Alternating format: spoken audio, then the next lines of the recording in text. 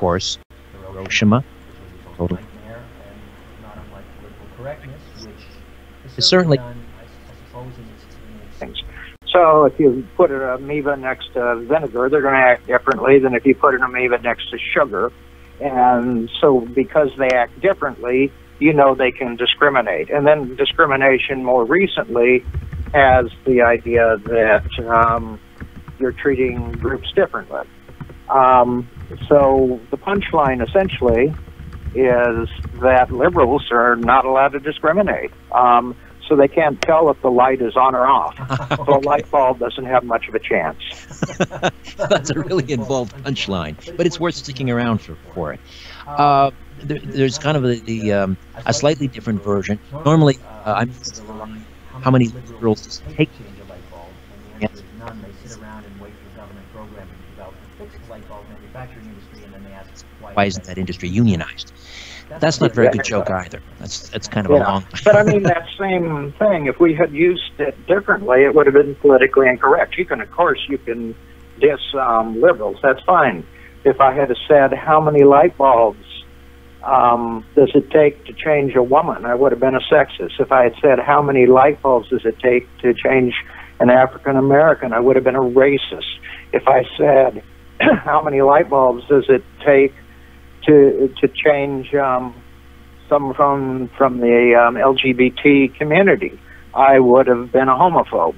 So the whole idea that you can't tell a joke without being politically correct is where you have to stoop to talk about liberals. You know, I mean that's pretty rough. But anyway. Well, it's funny you mentioned comedy, because a lot of comedians simply, they don't do the college campus circuit anymore. They can't. It's a whole industry that's been destroyed because the politically correct crowd, many of them found obviously on university campuses, just peace. They simply don't laugh. And I used to love listening to comedy channel and on the radio, but it's all very political and angry now. It's not the way I remember. Anyway, I think that reverence and iconoclasm are useful against irrational thing. But I guess my concern is that political correctness is being so ruthlessly wielded by very powerful people, and lives are being destroyed. Again, it's no laughing matter. But how do we get here? How do we become so weaponized political correctness? Well, I mean, I don't know. There was a politician or a guy, Saul Alinsky, who inspired Hillary and inspired Barack Obama. And he says in his Rules for Radicals, which was a book he wrote, right, ridicule is man's most potent weapon. And so we are ridiculing people. Now, when I talk about political correctness, I'm not saying that you can use the N-word to insult people for no reason. No. Of course not. I think that's just wrong. Why would you insult anybody, just to insult them? And why would you be mean to people? I mean, that doesn't make any sense. But it's been flipped around. So now it's, you're talking about like destroying livelihoods and contributions to society. We have a new 7 deadly sins. They used to be pride, covetousness, lust, anger, gluttony, envy, sloth. Now they're racism, sexism, nativism, homophobia, xenophobia, and intolerance, and hate speech. The hate speech, of course, we can laugh at that because if Madonna has been thinking about blowing up the White House, that's perfectly okay. But if Mel Gibson a year earlier had thought about blowing up the White House, he would have been in prison. Precisely. Yeah. So we just have to laugh at some of these terms. I was going to, sorry, David, but it shouldn't be a political. Right. And the important point, I think, is that everyone is a racist and no one is racist. And what it does is it undercuts or diminishes the real racism that we know exists. Yeah, I mean, racism, when you're talking about terrorizing people, when you're talking about killing people, taking their lives, taking their property, this is heinous. I mean, this is just terrible things. if I were talking about how many African Americans does it take to, or how many light bulbs does it take to change an African American, which I have no answer to. But if I were doing that joke and that was put in the same ballpark as terrorism, then there's a problem. The term becomes wishy-washy. It can be used, like you said, for anyone. In some sense, you know, if you love your race, whatever your race happens to be, and you loved it, and you love other races, but you love your own more, you're a racist, okay? That isn't really what the term really means. It's about terrible inequalities that have been thrust on society for decades and almost good centuries even. And so that is bad. But throwing around that term, let's say you have somebody that hates the whole human race, well, then that would be, what, a misanthrope. And if you had somebody that just hated part of the human race, well, then they're a racist or a sexist or whatever. Well, and the sad part is that, for example, in the radical left, you have radical environmentalists who do hate humanity. They consider humanity or humankind to be a cancer. Yet, you know, they're sort of held up as the paragon of virtue, part of the new moral majority. We'll come back and continue to discuss political correctness and how we should laugh at political correctness with Dr. David Cook here on The Conspiracy Show. My name is Richard Serrett. Stay with us. The Conspiracy Show with Richard Serrett from Zoomer Radio, AM 740. Hell, things you do. Canadian singer-songwriter.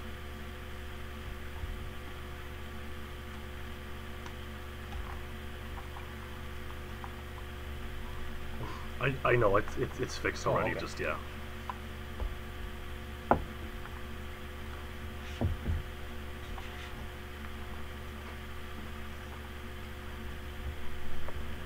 Or a great indoors.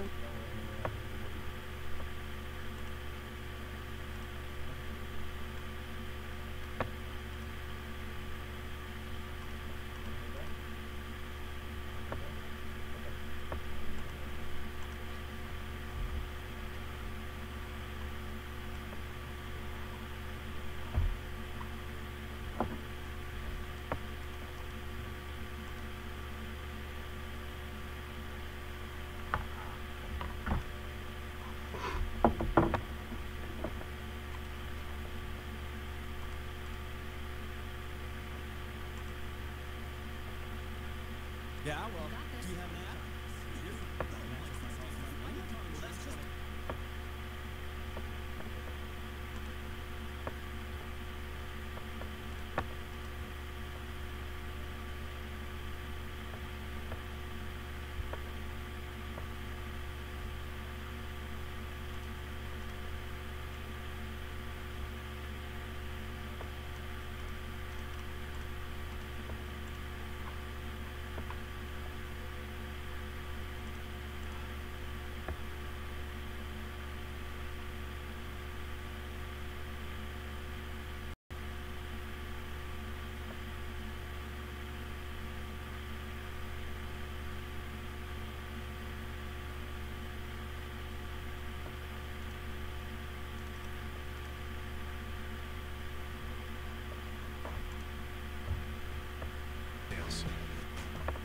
Welcome back.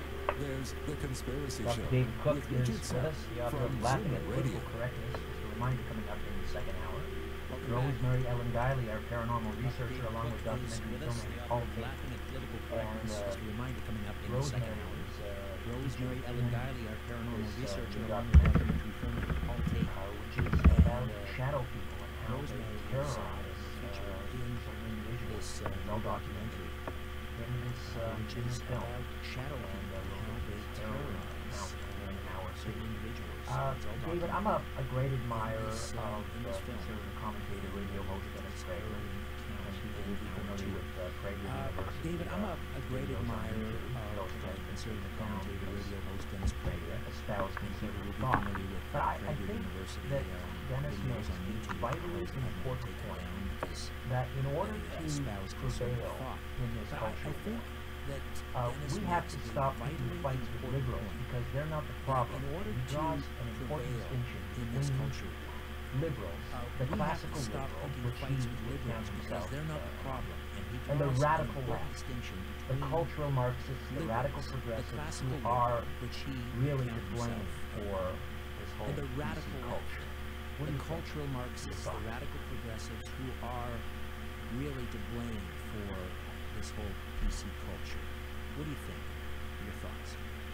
Well, like I mentioned before, with Walensky's ridicule as man's most potent weapon, he was an agitator, an activist. He certainly had far less sympathy. And we're seeing that with these attacks. Now, you have the real left, just like the right, or, we have our fields who want the country to do well.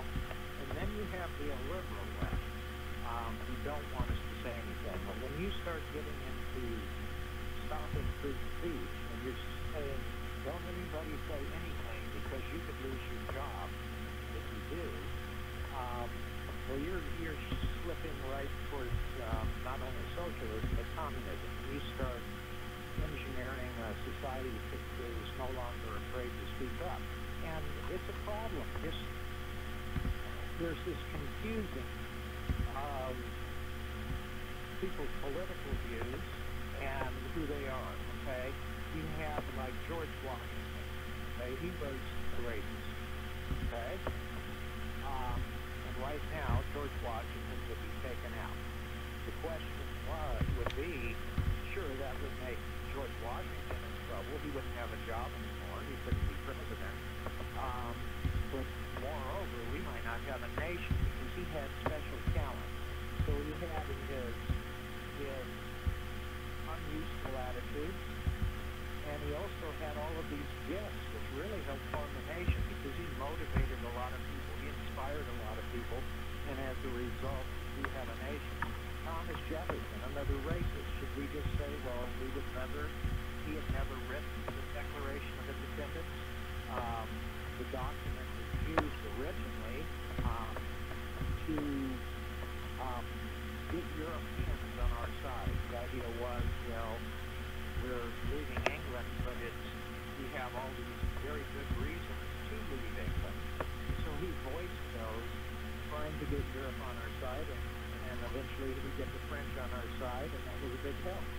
And the thing. So on one side, you have people who have unuseful attitudes, unuseful ideology. On the other hand, those same people have talent.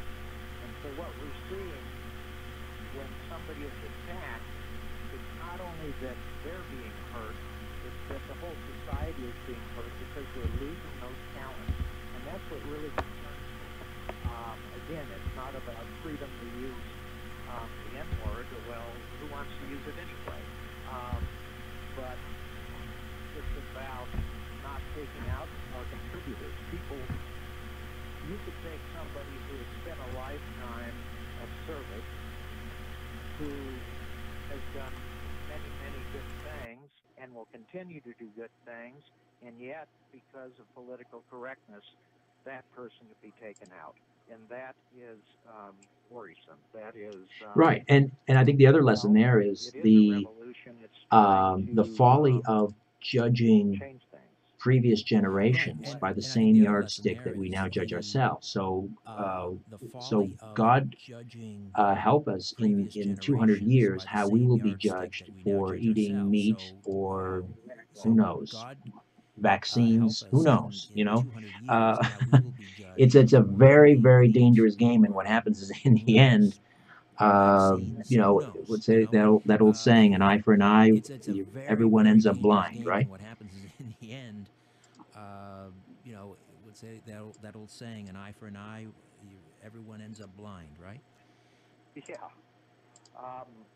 No, it's, well, I mean, with Harvey Weinstein, for instance, which was unfortunate in many ways. So if we want to get rid of Harvey Weinstein from history, then we also have to get rid of Shakespeare. that would really hurt Piranha 3D. Yes. And even worse yet, we got to get rid of Piranha 3D. You know, this is great. that would really hurt Piranha 3D. Yeah, yes, it really would. You know, all those Playboy bunnies being eaten by little fish. Without that, you know, our culture wouldn't be the same. But but when you're talking about the past and now, there was a time when with sex, I mean, you had one group that would just say, well, it's out of wedlock. There's no room for it, and I'm not disrespecting that group. And you had another group that said, well, if sex was consensual, if both parties that were thinking that way.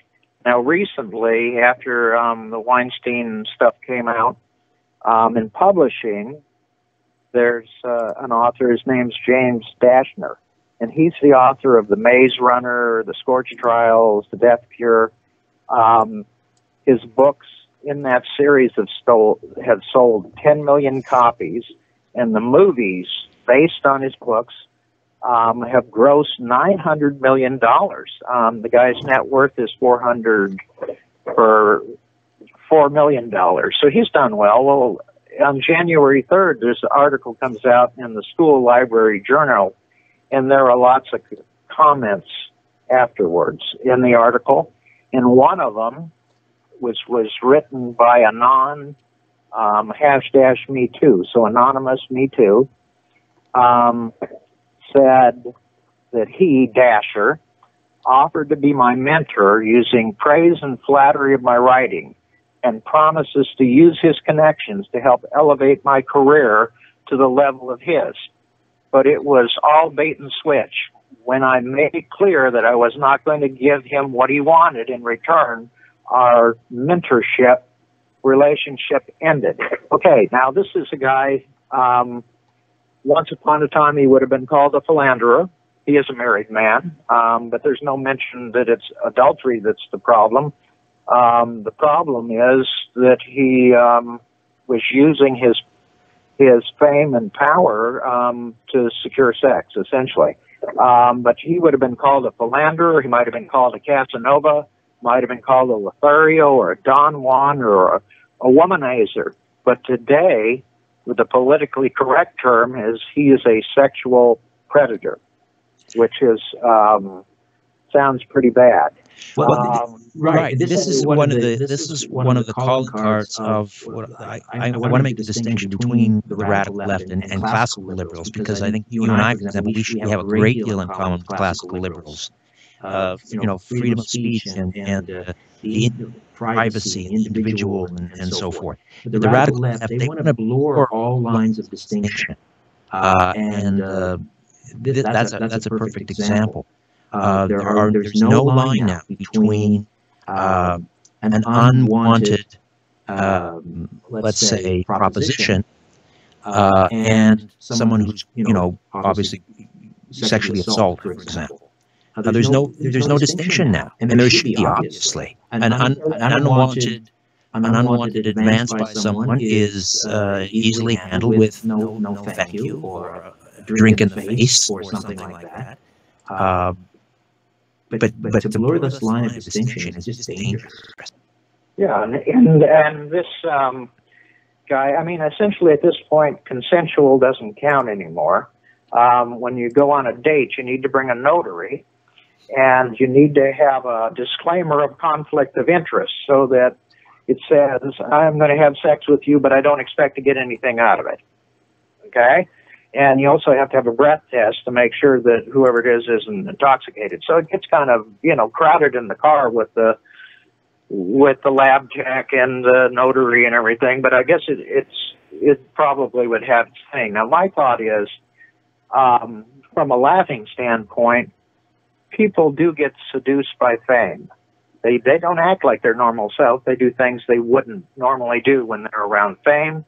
Same thing for power and the same thing for beauty. fame, power, beauty. So my thought was that we need a hashtag Burqa Me Too. I think we should all wear burqas so that nobody can tell who's famous, nobody can tell who's powerful, nobody can tell who's beautiful, and then see how things panned out. I don't know what you think of that idea. Not a fan. Not a fan of that idea, but I get the point. A very important point that you make over and over again in laughing at political correctness is the demonizing of perfectly sensible words. Words that have real meaning and real purpose. And you alluded to this earlier, and that is the word discrimination. And how, obviously, it's part of the natural order of things. We need to discriminate in order to survive. You gave the example of the amoeba or a plant, for example, that discriminates light versus darkness and so forth. The idea that, or this way that the left has co-opted and perverted that word, it's very Orwellian. You know, the word war is peace, freedom is slavery, ignorance is strength. Are there some other examples that you could cite how the left has taken a perfectly useful word and twisted it, corrupted it?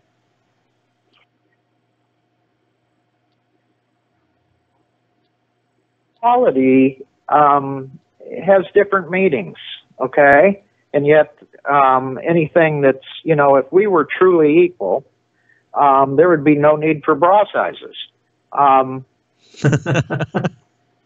And equality, you have equality under the law, you know, the rule of law. The laws are going to treat us equally. Right. And then you have laws that are made to try to make us equal. So, like Beyonce and I, if we're driving and we break the speed limit, then Beyonce should get the same ticket that I would get. And that would be equality under the law.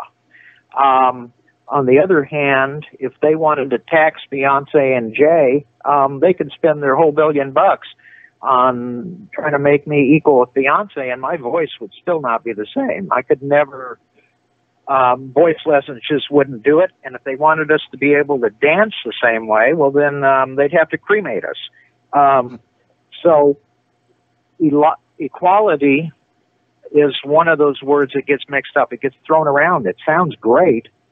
But the two types of equality are confused all the time. Well, we're going to make people equal. We're not going to make people equal, but we would like them treated equally under the law. The whole, the movement on Black Lives Matter, the reason that has been necessary is there are a lot of people that don't think that blacks are human. This was back in the Civil War. The Republicans said they were human. The Democrats said they weren't human. You could do the same thing on fetuses now. Some say they're human, some say they're not human. But the only reason why all you really need is lives matter. All life matters. All lives, human lives matter. But as long as people are treated like they're not human, well, then that's a big problem. So that goes to equality under the law.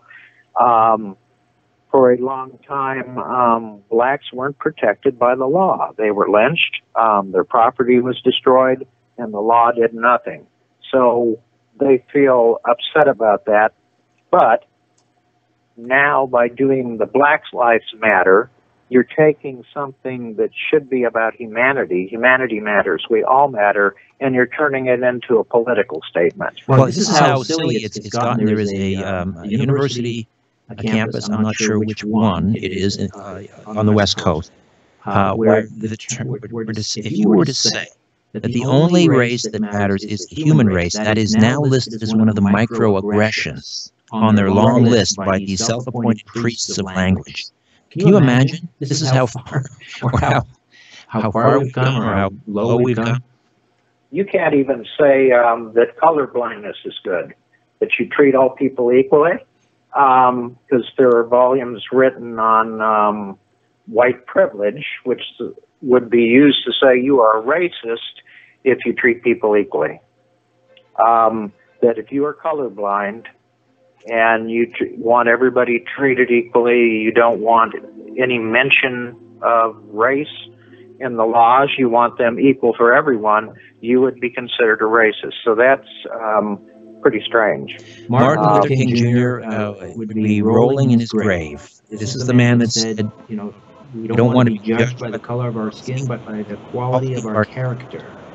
And that is entirely flipped around. Yeah. We're just taking giant leaps backwards. Dr. David Cook stays with us, laughing at political correctness. More on the other side. Stay with us. Don't be afraid. The Conspiracy Show with Richard Serrett from Zoomer Radio, AM 740. Hi there. Oh, hello.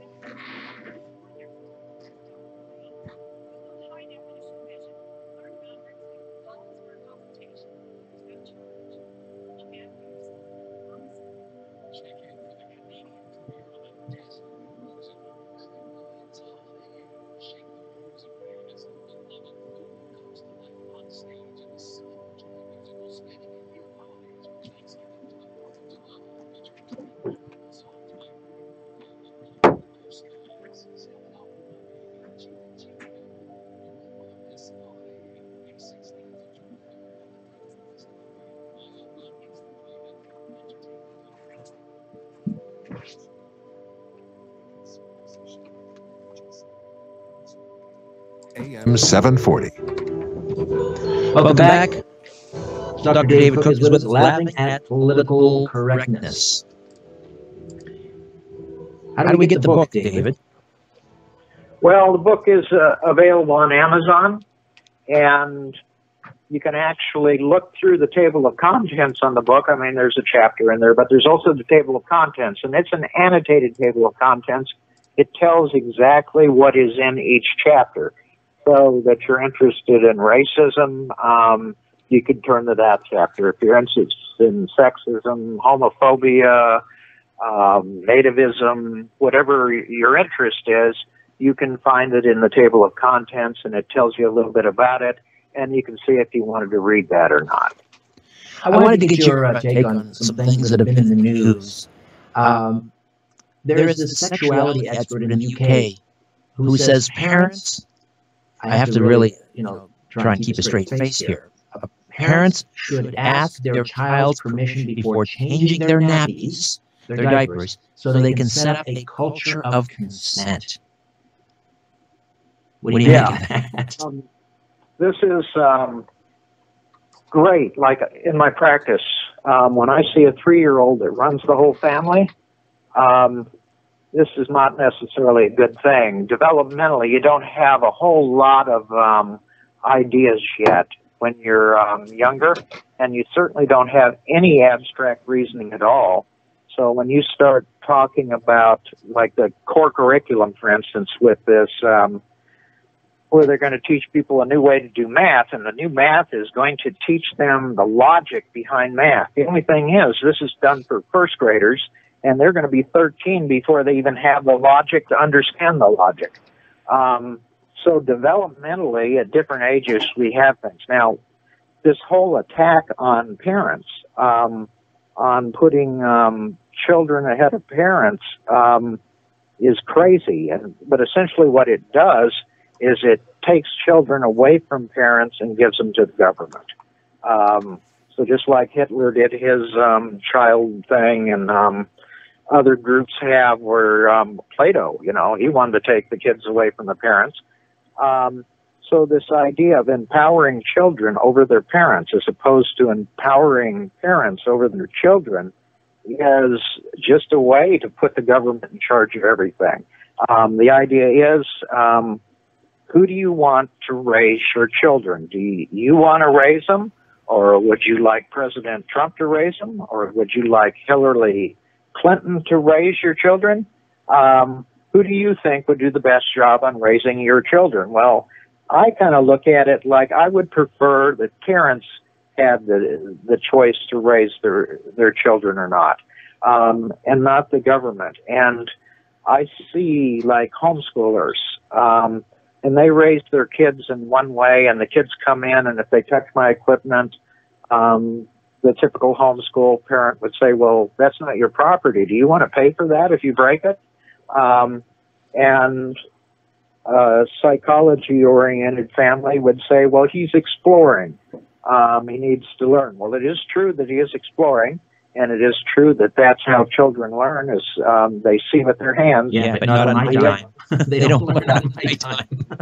Yeah, they see with their hands when they're young, you know, and some of them, as we mentioned, see with their hands when they're older. But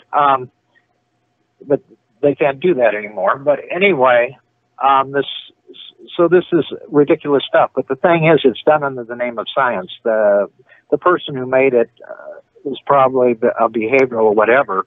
But science, as I wrote in a different book, it's very different. The science of microbiology, say, and the science of biochemistry and the science of physics are very, very different than the behavioral sciences. Those are pretty much group agreement type science. If everybody concurs on something, well, then it must be true. And so this whole thing on giving kids, you know, a chance to destroy themselves is not so good. I mean, I wouldn't go for that, but I do see it as weakening the family. And when you do take it away from the family, you're giving it to the government. And I'd much rather see. Now, you do have parents that are rotten parents, but the question is, do you want to take away the rights of all the good parents to protect the rotten parents? And I don't go for that at all. I don't think you should be taking away the freedoms of the able because some aren't quite up to them. No, that's simply not the way we make laws. It's not based on the worst case scenario. It's a horrible way to make law. We're coming up on a break here, but we can start the conversation now and continue it after. I want to talk about this other story. The term cultural appropriation has reared its ugly head in recent days. This poor girl who wore a Chinese dress to her prom and then was lambasted by all these virtue-signaling twits on Twitter. One of them was, "My culture is not your G-damn prom dress." What was your reaction to that? Well, our culture in the homeschool movement, and we see a lot of homeschoolers, they've taken culture, they've given up on the government essentially, and they're culturizing their own kids. So in America, the thing that made us so different from everywhere else is people came here, and sure, they loved their homelands, but they wanted to be Americans, and they wanted to be a part of this culture, and so they became assimilated. Second generation, the kids are already doing well in most cases, and they did it by adopting American culture. To say that all cultures are equal,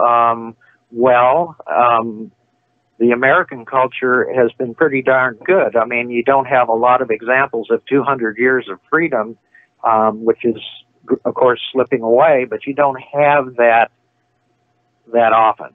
And so there's something about our culture that's different. There's something that allowed us to assimilate all these groups. But the idea, for example, David, the idea, though, for example, that, I used to see for example, tourists coming back from Jamaica, and they might be European, and they would have their hair braided in a certain way. They call it cornrows. And now that's just not on. You can't do that. That's cultural appropriation. And this girl, she can't wear a Chinese dress to a prom because she's not Chinese. To me, that's the antithesis of tolerance. That's an elitism. You can't wear a tie because you're not from the West. You can't wear blue jeans because you're not a rancher from the American Southwest. Is that really where we want to go? All right, we'll take a time out and come back with Dr. David Cook. One final segment remaining, laughing at political correctness, right here on The Conspiracy Show. Question everything. This is The Conspiracy Show with Richard Serrett on Zoomer Radio. So we off the air on YouTube? We're back on. Oh. I know I'm having a little sorts of hell with this in the past couple weeks, but we are on right now, and it's been stable the past segment or two. Okay. But I mean that, like what you saw there might have been your phone could be dropping out at that you know, but.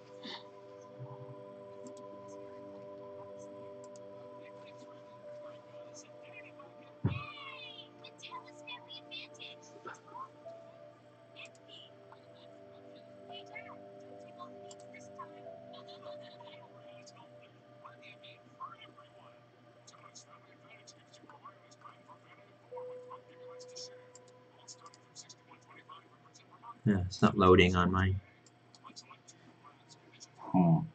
Yeah, if you pull it down there, that first one, there we are. Yeah, there you go. There you go.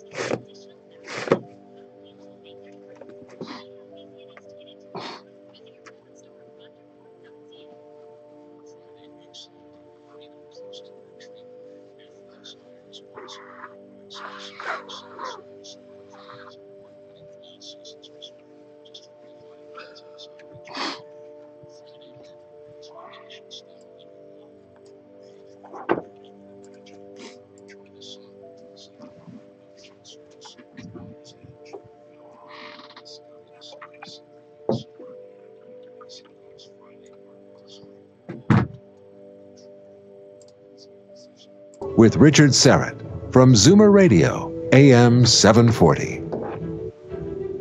Laughing at Political Correctness author Dr. David Cook is with me. And just a reminder, coming up at the top of the hour, Rosemary Ellen Guiley, our paranormal investigator, along with Paul Tate, documentary filmmaker. And wait till you hear about this harrowing documentary film project that Rosemary was involved with, that Paul Tate has directed. It's called Supernatural Assault, Terror from the Shadows. It's available on DVD and Blu-ray, and we'll tell you how to get that as well.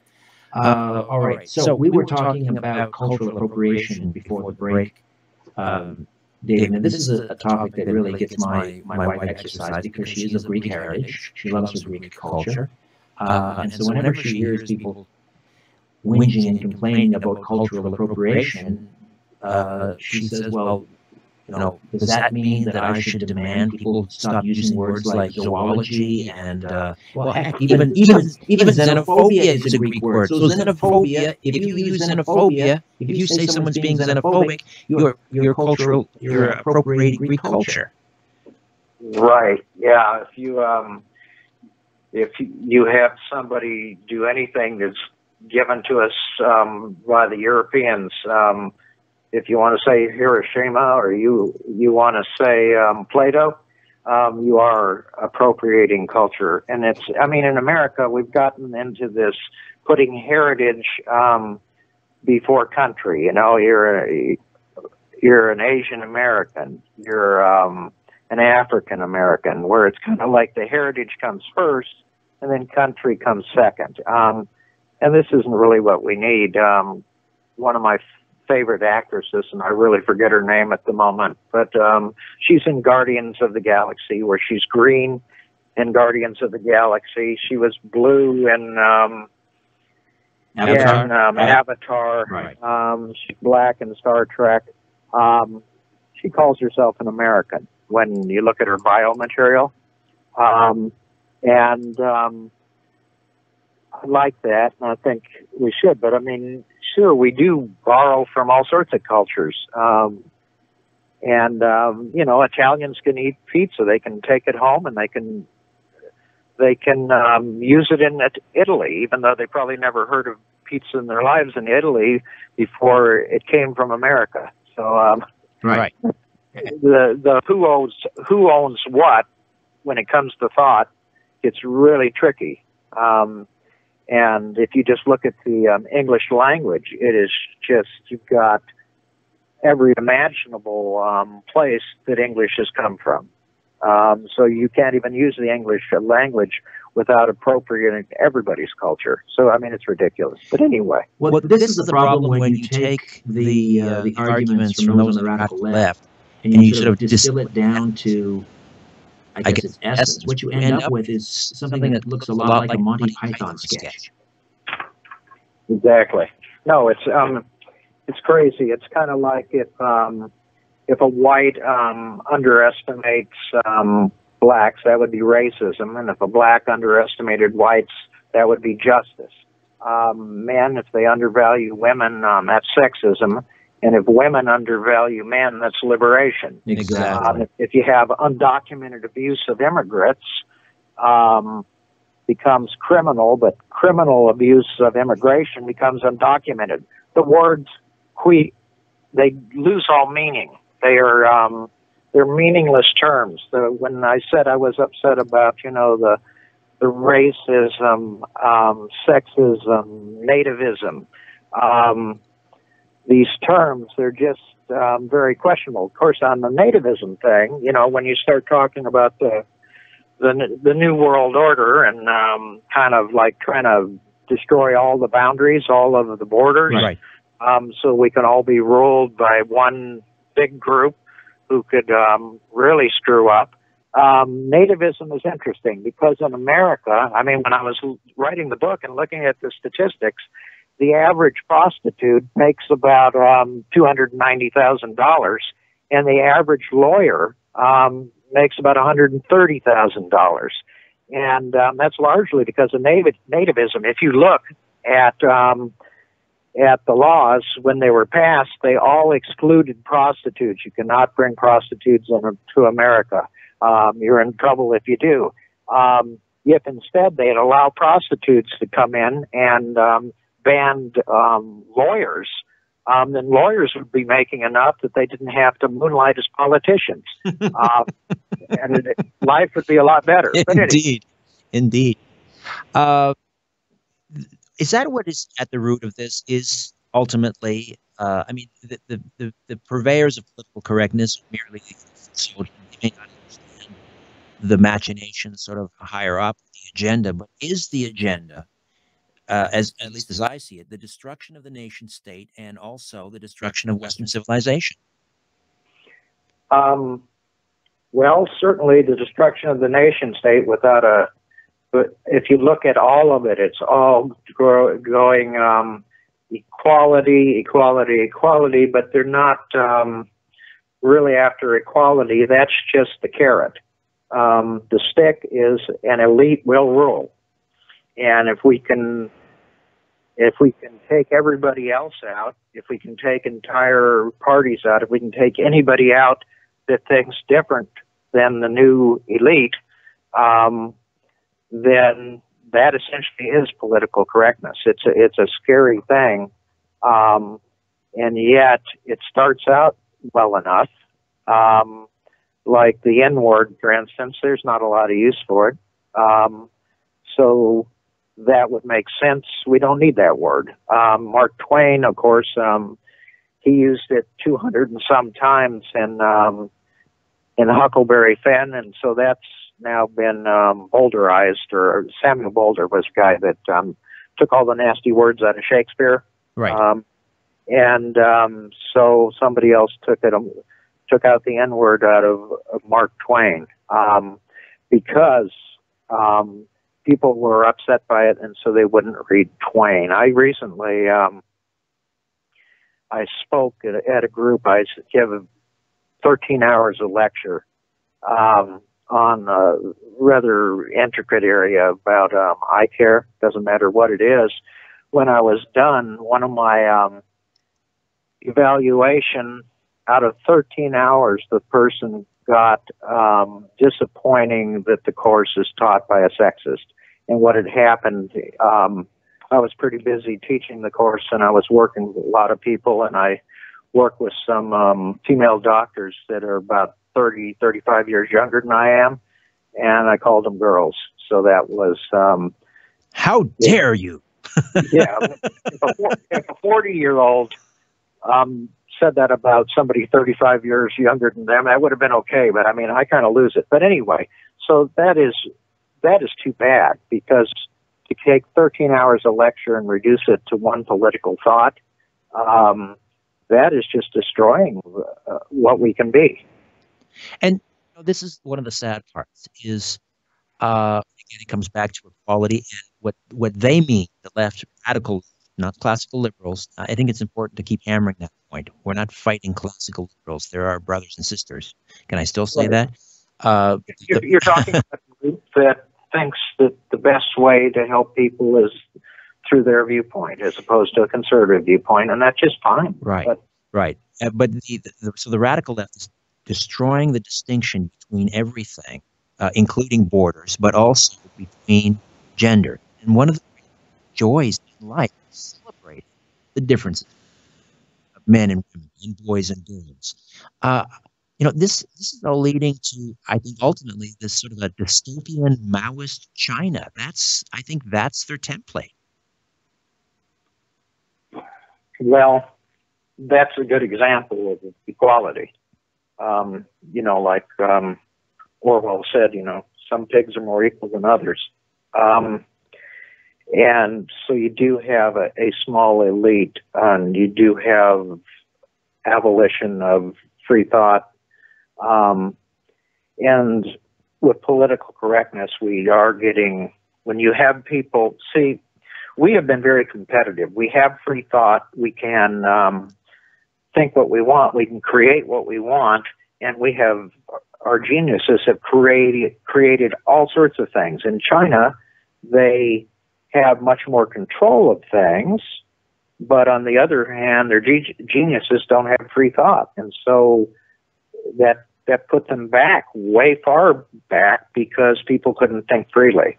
So when we start not allowing people to think freely, where you have to kind of check your language, kind of think, now, is this going to be okay? Because what we're doing is we're taking politics and we're saying this is morality.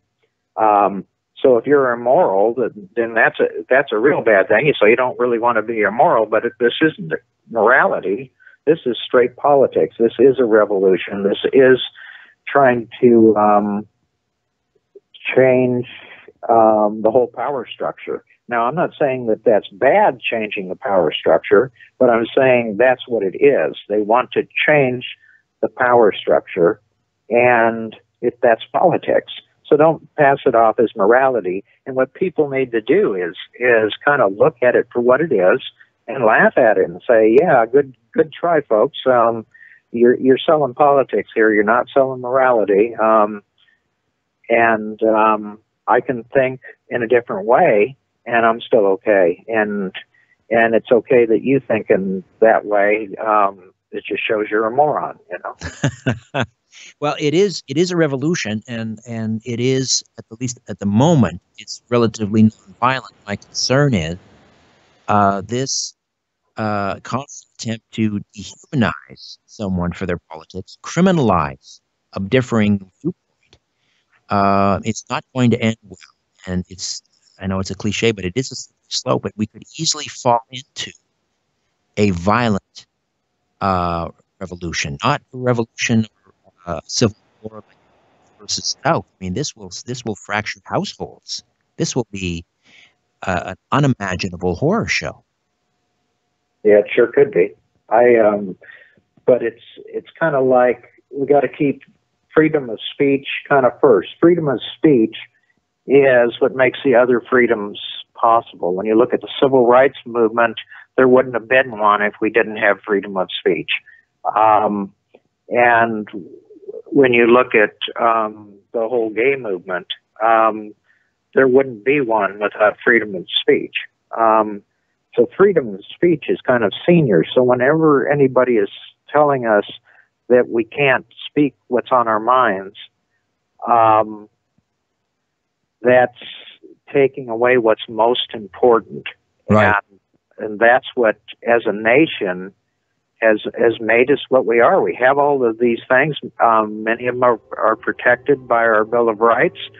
And as they start whittling down the Bill of Rights a little bit at a time, then you're talking about takeover time. You're talking about real nasty time. And I agree with you that is not going anyplace good. In the meantime, though, we can laugh at political correctness because, as you point out, and I think very wisely, that is the one thing that political correctness fears, and that is laughter. Thanks very much for this, David. We could do it again sometime. It's great, Richard. Take care. Laughing at political correctness. All right, when we come back, Rosemary Ellen Guiley, Paul Tate, and we'll talk about supernatural assault, terror from the shadows, right here on The Conspiracy Show.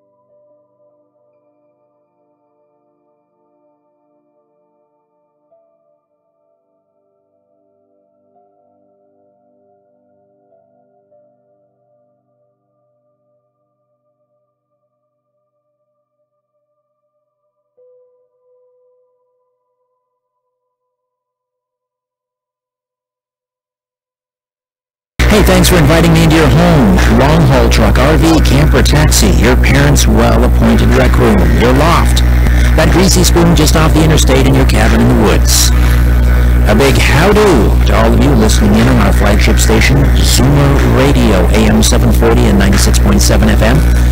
Those of you catching us on one of our affiliate stations across North America, hi to everyone who listens to the podcast. It is everywhere, iTunes, Stitcher Radio, TuneIn.com. Those of you who take the show with you on your mobile device, with the Zoomer Radio and the Conspiracy Show apps, both free downloads and both terrific.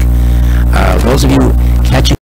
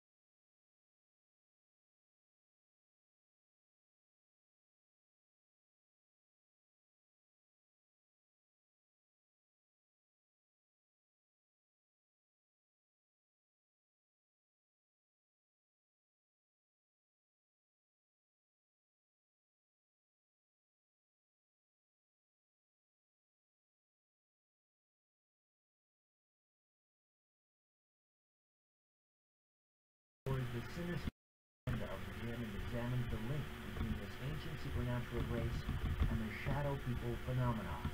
This eerie documentary will bring your worst nightmares to life, leaving you wondering if you'll be their next victim. And it's called Supernatural Assault, Terror from the Shadows. And one of the people that plays a very prominent role in this documentary is our very own paranormal investigator Rosemary Ellen Guiley, a best-selling author, researcher, investigator in the paranormal, metaphysical, and related fields, including afterlife studies and spirit communication, interdimensional aspects of our extraordinary experiences. She has more than, I think it's closer to 70 books now published on a wide range of topics, including 9 single-volume encyclopedias and reference works, and her website is visionaryliving.com.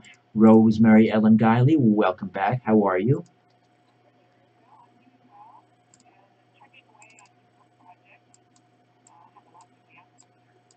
When are you not writing? Do you write in your sleep? Paul Tate has been reading, observing, and researching many aspects of the paranormal world since his early childhood. His fascination of the unknown began back as far as 1976 and stemmed from the strange and truly frightening experiences he had as a young boy while living in his native country of England. One such experience involved disturbing visitations from an ominous, shadowy entity. Paul would often wake up to see the sinister shadowy form standing right next to his bed, staring down at him. These unsettling paranormal encounters provided Paul with the desire to learn more about the spirit world, and has since led him on a lifetime journey of discovery and enlightenment in the many areas and topics of the unknown. And of course, he is with Dark Element Films. Paul Tate, welcome to you, sir. How are you? I'm great, Richard. Thanks for having me on. I'm looking forward to a great show. So, yeah, I've been excited about this one. So obviously the motivation for you to make Supernatural Assault, Terror from the Shadows, that really stems to your own childhood experiences. It does. And if you want me to go into that, I will elaborate. Yes, please. What happened to you? Well, the first experience happened to me. I was around 5 years old, and me and my parents moved into an apartment in London that was built on the site of an old World War II bomb site, where they had flattened a row of homes that were situated on that road. And I used to go to sleep at night and be woken by a shadowy figure standing by my bed, and I would look up at this shadowy figure, but it would just stare down at me. It wouldn't say a word, and it would just stare, almost like it was watching me while I was sleeping. And I used to scream out to my parents to come and get me, and my mum would always come in and get me and ask me, you know, what was going on. And I used to just be terrified at night to go to sleep because this kept on happening. Eventually, I ended up sleeping with my parents. It got so bad. But at that time, obviously, I was too young to even, you know, contemplate what this could be. And it wasn't until, you know, years later, I kind of started really talking about it to my mum in particular, more than my dad. And then we couldn't figure out what had happened. We only stayed in that apartment for a year. But that was my first experience. And this, you know, it kept on happening to me. And it affected me so bad that, you know, to this day, you know, when I go to sleep at night, I cover my head because I don't want anything watching me. So it left an impression on me, you know, the experience that I had that has lasted to this day. And this film, this is something like 10 years in the making, right? How many people did you interview? How many victims of shadow people did you interview for this film? Well, in total in the film, I mean, there are dozens of people that we interviewed, but actual people who have seen shadow people, we probably have about, I don't know, 12 or 15 or so interviews. And it happened by accident because we originally made a film called Your Worst Nightmare, which was about sleep paralysis. And during that film, we were discussing with the interviewees their experiences during the sleep paralysis process. And many of them, you know, were saying to us that they were witnessing these shadowy you know, non-material entities in their room. Some believe them to be solid and as real as, you know, you or I standing there. And people were being attacked by these entities. People were just being observed. So I collected those interviews because I thought it was pretty strange. These people didn't know each other. And I thought that one day I'm going to do a documentary that would cover specifically the topic of shadow people. So that's how it came about. It was just by sheer accident. During the filming of another documentary, we captured all these interviews, and then down the road, you know, 10 years later, we really started to put this together. Life happened, and we had things going on, and it was only then that we were able to get together and do this. The film is dedicated to a young woman who died tragically. Tell me about that story. Yeah, there was an interviewee. Her name was Dawn, and she was pretty distressed during her interview because she had not only seen shadowy entities around her property, she was physically attacked by one. And she was crying during the interview, but after the interview, you know, she was still upset. And I said to her, you know, what's going on? Why are you so upset about this? I mean, I've seen shadow people, and I've, you know, even in my adult life, I saw one during the experience in London. But she said to me, you know, she was terrified. She just can't cope with this. And she actually said that she believed that one of these shadowy figures was going to do her harm, was going to potentially kill her. And she actually said that. And I said to her, don't say that, because, you know, you don't know what you can bring into your life, but don't go around thinking that that can happen to you. And we received a phone call, you know, shortly after we shot the documentary with her, and we were given the news that she was found dead in her apartment, and she was found dead on her birthday. She died the day before her birthday, but she was discovered on her birthday. So the cause of death, I couldn't find out at the time, and my wife had been making inquiries. She couldn't find out, but the last that we heard was it was natural causes. So it was strange because she was only in her 50s, and you know, we were shaken up by that whole experience of Dawn. Rosemary Ellen Garley, you have a major role in this documentary, Supernatural Assault. When did you, I mean, you've been researching shadow people for a long time, but when did you make the connection between these entities and the Djinn, which is part of Islamic folklore? Researching the Djinn around 2004, and that was as a result of paranormal investigation and getting inquiries from people about some of their supernatural experiences that they had no explanation for, and they were terrified by them. They wanted to know what was going on, and these experiences were very similar in nature. Just as Paul describes in his documentary, the nighttime visit by a dark, shadowy figure that's very threatening and can attack people. And it took me a while, actually, to arrive at the explanation of Djinn, because we don't think, in our culture, we don't think much about the Djinn. I was familiar with them from my own study of mythology and supernatural and magical lore. And entities are all over the world, regardless of their dominant culture, so to speak. But I couldn't find any other explanation that could explain the characteristics and the behavior patterns of this particular entity. They weren't demons, even though they act in demonic ways. They didn't seem to be astral forms. They weren't the dead. They weren't ghosts. They didn't fit any ET categorization. And finally, I get down to the Djinn. And when I applied that template, so to speak, to shadow people, a lot of things started falling into place in terms of the shape-shifting, their modus operandi, the way they vampirize the life force out of people, and their resilience against expulsion. And I have maintained ever since then that I think shadow people are a form taken by Djinn. There may be some other shadowy forms in the paranormal realm. We certainly find a lot of dark entities drifting around certain haunted places. But the type of assault that Paul describes in his documentary, the bedroom visit with a dark figure, looks like it's wearing a coat and a hat, very threatening. That's what we would call classic shadow people, and I do believe that's the Djinn. Now, I didn't have any childhood experiences like Paul did. I came into this through my paranormal investigation, and then once I started putting a spotlight on the Djinn and focusing on them, then I started having experiences myself.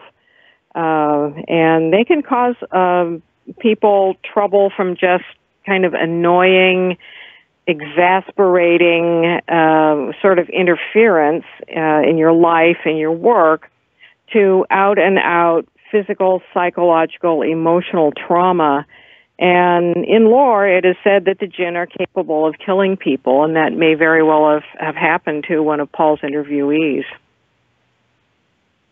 We're coming up on a break here. When we come back, I want to talk about whether this is related to the old hag syndrome, because we used to use the old hag syndrome, and it was dismissed by skeptics and so-called professionals, psychologists, sociologists, etc., as sleep paralysis.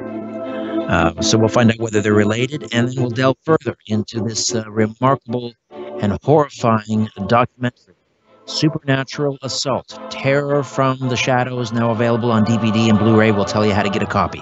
Back with more of my conversation with Paul Tate and Rosemary Ellen Guiley. Stay with us. The Conspiracy Show with Richard Serrett from Zoomer Radio, AM 740.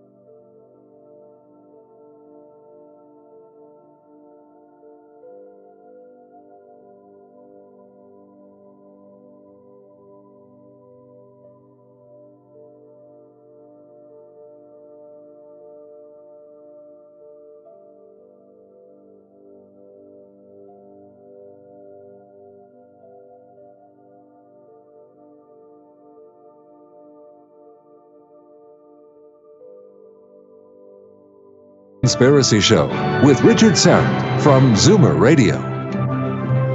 Welcome back. Documentary filmmaker Paul Tate from Dark Element Films is with me, along with paranormal investigator Rosemary Ellen Guiley. And the documentary film is called Supernatural Assault, Terror from the Shadows. And it's now available to stream online or own on DVD and Blu-ray. Paul, where can we stream it? How do we own it? Yeah, anybody who wants to stream it can go to darkelementfilms.com and you can stream it there, or you can purchase it and retain it online, or if you want a hard copy, you can purchase a DVD or a Blu-ray from the same site. At the top, there's links. You'll see them stream or purchase the DVD, so you can go there to get it. Rosemary, the old hag syndrome, again, often dismissed as sleep paralysis, but it has a lot of the same sort of symptoms. People feel like they can't move, they can't scream out for help, they feel this ominous, this sense of almost evil in the room with them. Sometimes it's accompanied by a screeching sound, pressure on the chest as if someone's trying to take the breath away. Are they related, old hag syndrome and the shadow people? They're definitely related, and I think the old hag is just a variation. Now, people don't always see a form in the old hag. They may feel or sense a presence in the room. They might feel a weight upon them, the bad smell. Sometimes there's shuffling footsteps. You're paralyzed. You can't even scream out. And many people do feel choked or suffocated. With a shadow person visit, the dark form is in the bedroom, and sometimes these figures will jump on people and do the same things, press down on them, suffocate them, and choke them. I've had people describe also breath suckers, where they feel like the shadow person is trying to suck their breath out, and I've even had people say suck their soul out. So I believe that they're just variations of a nighttime assault by this particular entity. And the old hag syndrome has been described for centuries. It's been documented all over the world, happening to adults and children alike. Almost everyone has one or more of these attacks during the course of their lifetime. Paula, before I get to the one question I wanted to ask you, but I I think you even point this out in your press material. That's Maine is something. Is that why you located there, or what is it about? What is it about Maine? Well, love brought me to Maine. Wife is from Maine originally, so we met and we ended up moving here. She lived with me in London, but it wasn't anything to do with Stephen King. It was just sheer coincidence that, you know, I ended up here and delved into this type of field. But Maine is an interesting place. I mean, it's creepy just as a place naturally. And in the fall, you get the sense up here, you know, anything can happen. But there's a lot of energy up here. People have told me when I first came here that people were gravitating towards the area I'm in, the Western Mountains, because of the energy up here. And there's a lot of strange things that go on up here that people talk about. There was the Sci-Fi Channel did a show up here about the Beast of Turner. It was some hybrid animal that was found, and we've had the Reich Institute up here. I forget his first name, but he Wilhelm Reich, that was it. He had the Cloudbuster machine that he invented, and he was up in Rangeley, Maine, and he was developing that technology up there. And it was all pretty strange and bizarre around that area at the time he was there. So there have been, not just Stephen King, but there have been some stuff happening up there, or some things happening up here that, you know, people are interested in and can't explain. So Maine's always had that eerie feel to it. You sense it when you come up here. Right. Now, in Supernatural Assault, I know that there are some reenactments, really scary. Have you ever tried to capture these shadow people incursions or attacks on film? Has anyone ever accomplished that? No. And that's the main reason that we did the reenactments, because nobody had it. I mean, there's plenty of videos online of people, you know, supposedly capturing these things on tape and in photographs. I spoke to a paranormal investigator, her name was Polly Gear. She sent me a picture once of a shadow person that she actually caught in a prison, and the story was quite interesting behind that. But I haven't yet myself been able to capture anything. Now, Rosemary, who is susceptible to an attack of a shadow person? Is there a common denominator, or does it have to do more with a geographical location? So, for example, if you happen to be in an area, maybe it could be someplace like Maine, where the veil between dimensions maybe is thinner, or maybe there's a portal or something. Who's susceptible? There are definite patterns, Richard, and some of it does have to do with land and the way land is energized. I have quite a few cases where people have moved into a home. It could even be a new home, doesn't have to be an old one, or they've gone to stay in a place like a bed and breakfast or a motel, and the entity is there, and it will attack whoever is there. And the attacks stop when people leave. And I've had cases where people literally have been forced out of their homes because of relentless supernatural assault. So that's one type of pattern. And another type of pattern is someone who's going through a lot of emotional upheaval in their lives. They've been wrecked by catastrophic illness or financial problems or divorce, something that's turned their lives upside down, and they're vulnerable that way. They're emotionally vulnerable. Their auras become weakened, and many of these entities are opportunistic, and they can find these vulnerable people, and they have an easier time attacking them. Usually, when people get themselves sorted out, and they get their lives back in balance, and they get into a better, stronger position, the attacks abate because the entity doesn't have as easy a time getting them. Then there are people who have thin boundaries to the paranormal. From the get-go in childhood, they tend to have more experiences than the average population. And if they go into areas where there are a lot of dormant energy or entities like this residing in the land, there's something in their energy field or their consciousness that is able to activate things and stir things up. And so these people can often become victims as well. And then there's another case, another type, which we don't really know a lot about, and that's the generational, that some of these Djinn entities will follow families through generations, like they've got old grudges that go back in time, and they keep, getting their pound of flesh out of every succeeding generation. And those are very difficult to suss out because you have to know what the original problem was in order to try and alleviate the situation, and a lot of times people don't have that information. Paul, since you embarked on this project to sort of raise awareness about shadow people,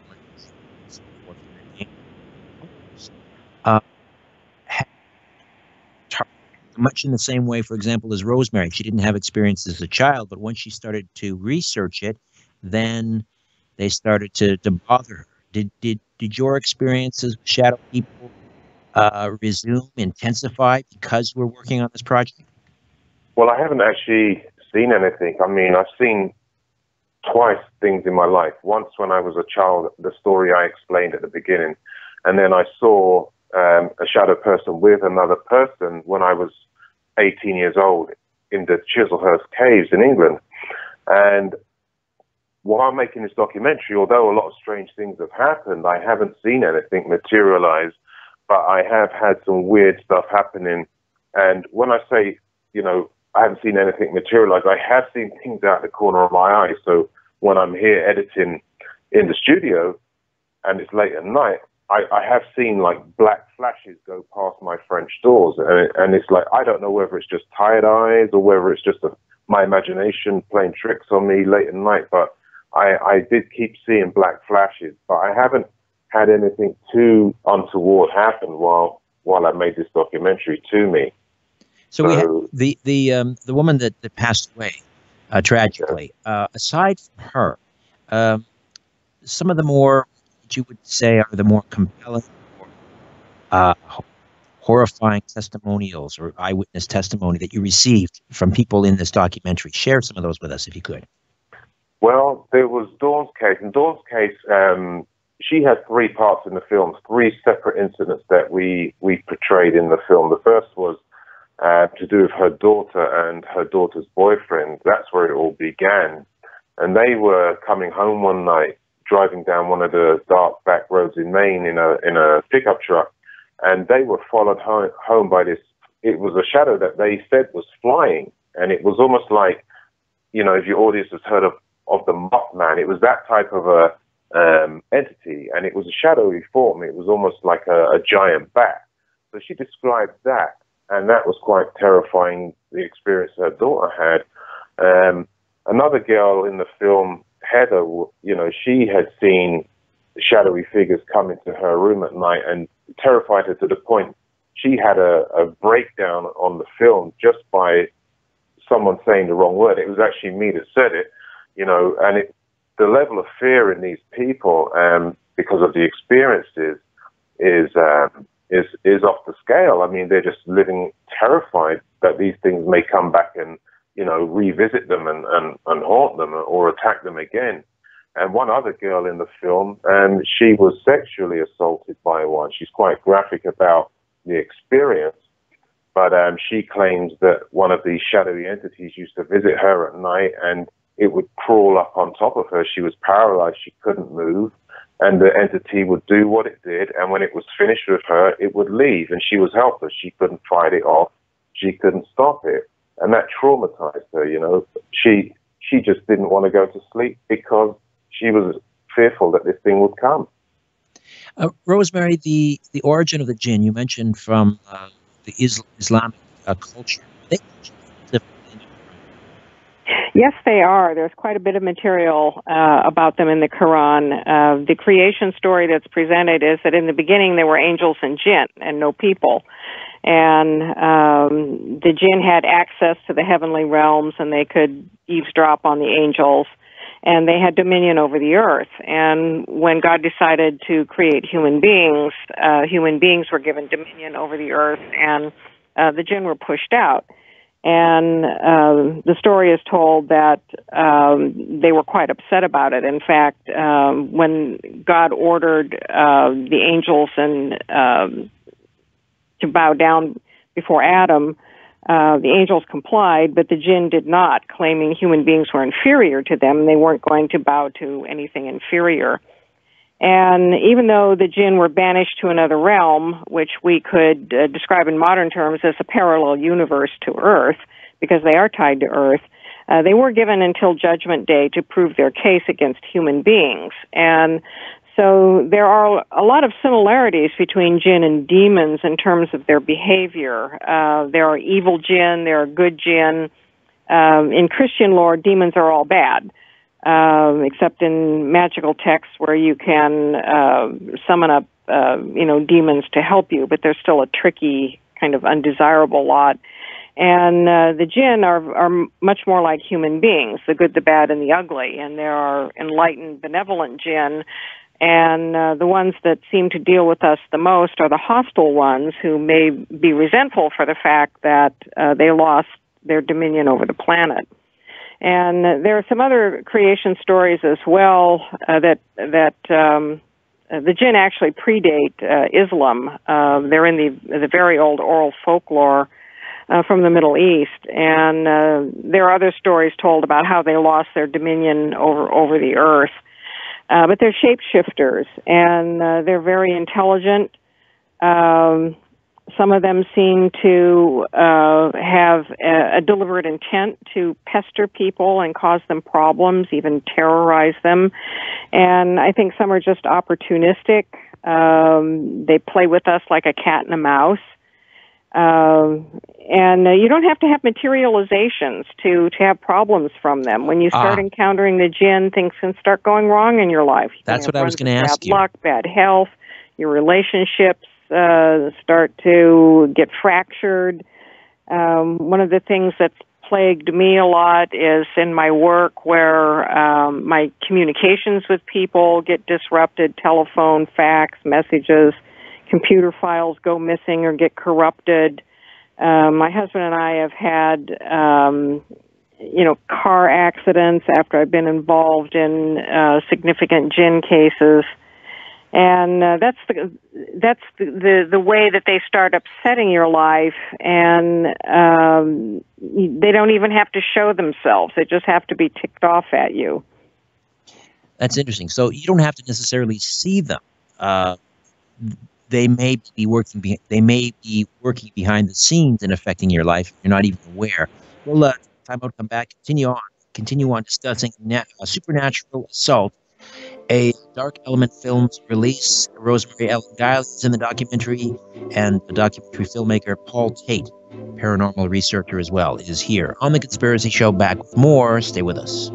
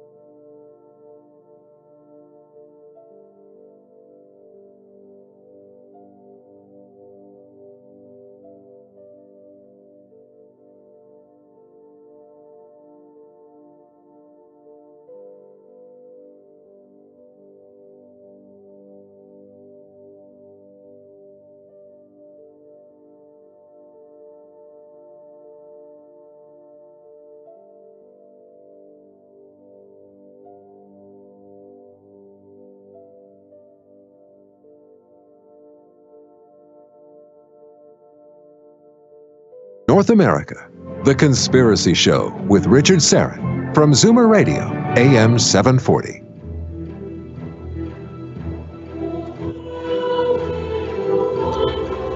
Welcome back. Filmed and produced in Maine, Supernatural Assault from the Shadows is dedicated to Dawn, a Maine resident who was found dead on her birthday shortly after completing her interview for the film. In the documentary, she expresses concern for her personal safety after being physically assaulted during a supernatural encounter. So one is left to wonder, did her worst nightmare actually come true? Paul Tate is with us. He is the documentary filmmaker. Dark Element Films is the company, and Rosemary Ellen Guiley, who is in the documentary, and of course she joins us once a month to talk about the paranormal, the supernatural. Paul, did any of the people you interviewed, did they have physical wounds that were visible during filming? They attributed to They didn't have physical wounds, but Dawn actually was grabbed and dragged. She was pulled over the back of the sofa, like not fully over, but she was grabbed hard enough that her arm, she said it was sore after the attack. She said she felt every finger and thumb on the hand that grabbed her, and she said it hurt her. I mean, but there was no one that I can remember that was physically, scratched, or although I've heard of that in the past, that people have been scratched and worse. But during the making of Afton, that was pretty much the most significant physical effect that somebody had reported to us. Rosemary, what is the best defense against insanity? Is there any?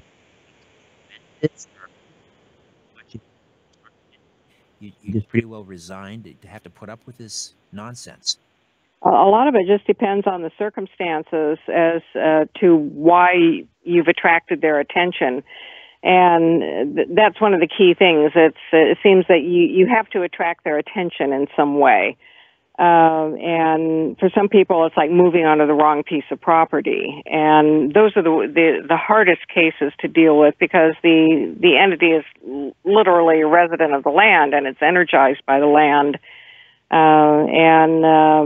They've probably been there a lot longer than human beings have been there. And so trying to exorcise them from property is very problematic. And I've had cases where people get a few weeks or even months of peace, and then the entity is back. It's rather relentless. And in other cases, you have to figure out what the problem is. There are lots of remedies. Many have been developed from the Middle Eastern culture, which is probably more familiar with them than most other cultures. The Djinn are present all over the Western world, but they just never made it into our awareness or mythologies. And there are prayers that help. I think one of the best defenses, which is often very hard for victims, is trying to get past fear, because fear makes you instantly vulnerable, and it sends off adrenaline energy, and I think that's one of the things they want. They vampirize our life force, and they are able to make use of it. So if they can make you afraid, they've accomplished 90% of their goal. And that in turn weakens you on all fronts, physically, emotionally, and psychologically.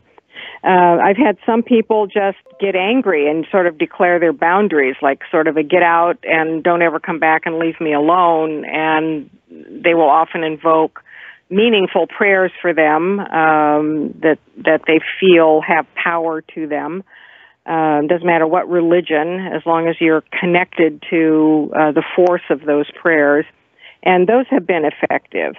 And then in other cases, they're not. So in a lot of these cases, people wind up having to experiment a lot until they find something that seems to alleviate the problem. Paul, do these attacks always take place at night, in the dark, in a bedroom, or can someone be victimized during the day in a public place? I would imagine so. I mean, a lot of the people that we did interview, obviously during the sleep paralysis, it was about sleep. So yeah, it happened at night in the bedrooms.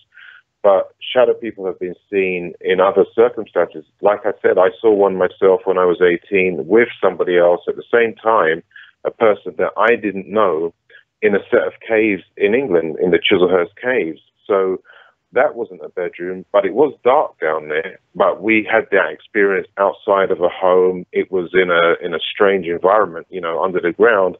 But the entity was seen by me and another lady that I had no prior contact with. So it is possible, I believe, to see one of these entities beyond the human, you know, beyond the bedroom. And it could be anywhere. It could be, Dawn reported seeing one of them in the woods outside her house. So they can be anywhere. Any relation to the Slender Man legend, Rosemary or Paul, either one of you? Well, it's possible that the Slender Man is a new iteration taken by the Djinn. I think they're constantly shape-shifting, and you can't discount the Slender Man as an internet creation, because these things are like thought forms. They take on lives of their own, and they become real. They literally become real.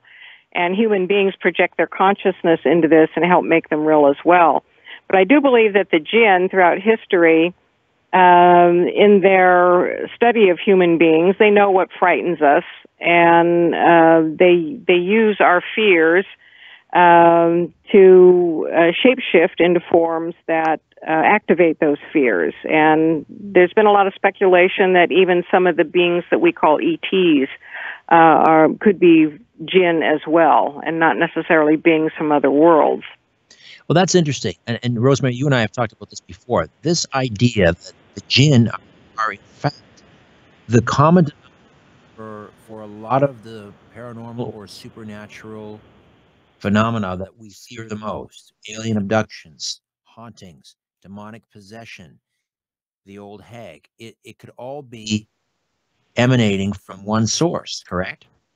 Well, I've had Middle Eastern sources tell me that, and it's actually a very disturbing idea that all of the things that are in the paranormal and demonic and extraterrestrial realm, could they all emanate from the same being? And many of the experts that I talked to said, look, Rosemary, it's all the Djinn. It's always been the Djinn. All these things that we try to differentiate as different spirits and entities, it's just versions of them.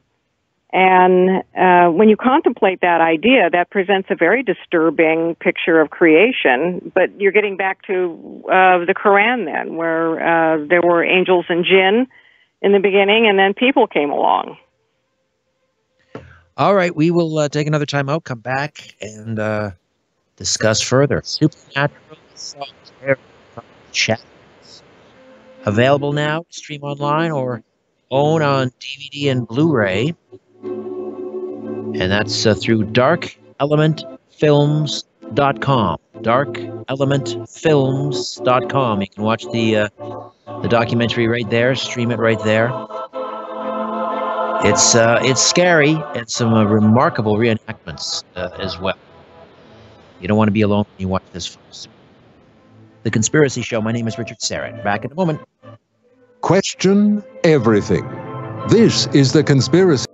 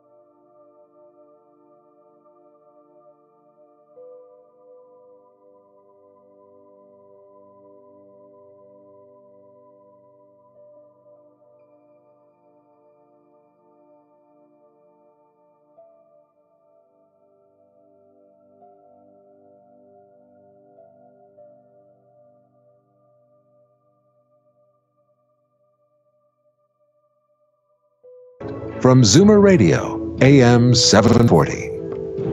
We are back with Paul Tate, Rosemary Ellen Guiley, and I was just watching the trailer again online. And, I mean, there are the reenactments, which are done beautifully. But then you have these victims on camera, and my word, they are just visibly afraid, just recounting these stories to the point of being in tears. It's almost difficult to watch in that respect. Paul, I was asking Rosemary about the Slender Man, whether there's a connection, and then we were talking about how the Djinn may be, in fact, the source for most sort of supernatural activity in terms of, malevolent intent and so forth. What are your thoughts on that? Well, during the making of this documentary, yeah, I believe that. I mean, I've spoken to Rosemary. Obviously, we interviewed her quite intensely, and she provided a lot of information. But there's also an Islamic scholar on the documentary film. His name's Yasser Kidi, and he is of the same belief. He says it's all a jinn. He says, you know, they can appear as ghosts, they can appear as dead people, they can appear as, you know, in any shape or form. They purposely take on forms to terrify people. So they could be tapping into our subconscious fears, you know, the fears that we hold deep in our mind, and using those to generate that fear level in us when they, you know, appear in our bedrooms. So maybe all of these things are the jinn. I think that's definitely plausible, and I tend to agree with Rosemary and some of the others that have said this, that a lot of this that we're seeing could be the work of the jinn. Is this building towards anything? In other words, are we working towards some sort of a jinn apocalypse? Are they looking at some whole-scale invasion? Is that what we're facing? Are there any hints in any of the religious texts? Well, it's been said that, you know, the jinn were given until Judgment Day to prove their case that, you know, man was inferior to them, and maybe this whole thing is leading up to something like that. I don't know, but I mean, Rosemary's researched this far more than I have, but I can, you know, maybe there is something to that. Maybe the jinn are trying to do something to us. Some people also think that they're vengeful, and they're just trying to, you know, wreak havoc and you know, destruction upon mankind as a form of revenge. So there's many aspects to it, but you know, maybe there is an end game in their whole plan. Rosemary, any thoughts on that? Is there a jinn apocalypse in our future? I certainly did encounter that in the interviewing I've done over the years, that the hostile jinn have an agenda of reclaiming dominion over the planet, and that they find, you know, they live in another dimension, a parallel world to ours. They are able to exist in our world, and they find openings through portals and these energized spots where they can come into our world and manifest and exist, but not apparently on any long-lasting way. And so, could that be part of their plan? Is that more of them start coming into our world and wreaking havoc, and finding ways to, you know, regain that dominance to be able to stay here. And I have interviewed Islamic experts who feel that that's part of the plan. And one of the things is, Richard, that for some decades now, since about the middle of the 20th century, human consciousness has been focused onto alternate realities. With the advent of the UFO era, post-World War II, with all the attention devoted to angels, to near-death experiences, to the craze for paranormal investigation, more people en masse have turned their attention to alternate realities. And could this be creating massive thought form energy that enables more of these occurrences to take place? Because we are opening ourselves up to these kinds of experiences. People go out looking for them. They want to have experiences. We're talking about them more. We're accepting them as part of our lives, and that could profoundly change our reality.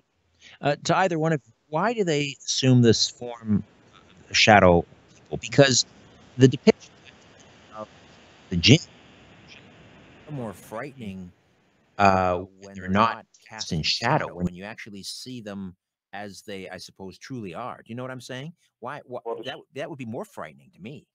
Yes, the shadow aspect of it, we covered that in the documentary as well. And it's pretty interesting because the humans, what we can see of the entire electromagnetic spectrum is a thin sliver called the visible light spectrum. And we're pretty much, with what else exists from radio waves all the way to long radio waves, we're pretty much blind to that. We can't perceive any of that with our visual senses. But the shadow people that appear to people may be existing on a different light frequency than we can perceive. So when they stand in front of you, they're going to block out the light that you can perceive and reflect towards you light that you can't. So maybe that would explain why they appear as shadow forms. We can't see the light that they're giving off, but they're blocking out the light behind them, and all we see is almost like a shadowy silhouette, a cutout. And that may be what is explaining the shadowy forms that people are seeing. Has anyone ever witnessed, you mentioned when it comes to their Djinn and everything else in between, has anyone ever witnessed a good Djinn face squaring off against a bad Djinn? I'm not talking about, you know, like Raw on the World Wrestling Entertainment or anything, but, you know, two of these battling, maybe one is trying to protect a human from one of the bad Djinn, anything like that?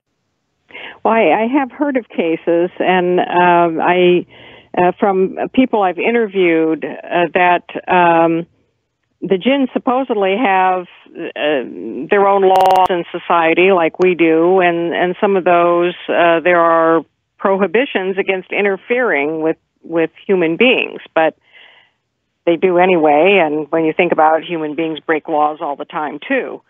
But I have had people tell me about cases. I have not had any cases myself where I've witnessed any of this, but that there are higher order Djinn that are called in to discipline lower order Djinn. And that is one means of getting them nullified or expelled from premises or from bothering people. And it takes a very skilled person to do that. That would be something that if I were to consider that as a remedy, I would go into the Islamic community and find the skilled and knowledgeable people who have had experience doing that. Are the Djinn able to affect people's behavior, even if they don't present themselves as shadow people? What I'm thinking about, for example, is could they corrupt the mind of a politician or someone in authority, or let's say someone who becomes a terrorist? Could these individuals who are behaving horribly be under the influence of the Djinn? Well, yeah. In Djinn lore, yes. And in fact, there was a major case in the international headlines in 2010, I believe, when the then president of Iran was sort of exposed of having people in his high-level government who are trafficking with Djinn. And one of them was an acknowledged sorcerer. And he said, of course I use the Djinn. You know, I use them to spy on people. I have Djinn placed in the FBI and the CIA and MI5 and the Mossad. Why wouldn't I use the Djinn? And we can summon the Djinn and hire them as mercenaries. And I do believe that these things take place. Human beings have been summoning entities throughout history to help their cause and demolish the enemy. And why would things be any different today? It's not primitive superstition, it's reality. Paul, did you want to add to that? Yeah, no, I was just about to say that the Djinn have been known to influence people, and that story that Rosemary brought up about the Wall Street Journal, that was back in 2010, that was in the documentary as well. And again, people have been known to use the Djinn, you know, for nefarious reasons to achieve their goals. There's a DVD or there's a documentary out there as well about magicians, famous magicians that have used the Djinn. The Djinn are associated with magical forms, and they have used the Djinn to advance their careers, you know, to perform feats of amazing conjuring skills that just defy physics. So these people across the world have been using the Djinn for years. It's just that, you know, in the West, we just don't believe in this stuff. And in the East, they take it very seriously. So it does happen. Once again, Paul, how do people stream this remarkable documentary online, and how do they purchase a copy on DVD or Blu-ray? Yeah, just visit the website darkelementsfilms.com. There's a lot of information there about the documentary. You can watch the trailer. You can read about the Djinn, and you can read about shadow people and a bit about myself. And if you want to buy a physical copy, you can also do that there on DVD and Blu-ray. Supernatural Assault, Terror from the Shadows. Paul Tate, thank you so much for this and spending some time with us. Rosemary Ellen Guiley, same to you. Always a pleasure, Richard. Thank you, Richard. My pleasure. Appreciate it. DarkElementFilms.com. All right, my thanks to Ian Robertson, Young Zachary, Albert Vinzel, Ryan White. Back next week with, who do we have, Albert? It's Jim D. Eugenio on JFK. Yes, just wrote a new book on JFK with a foreword by Oliver Stone. All right. In the meantime, don't be afraid. There's nothing concealed that won't be revealed, and nothing hidden that won't be made known. What you hear in the dark, speak in the light. What I say in a whisper, proclaim from the housetops. Move over, Aphrodite, I'm coming home.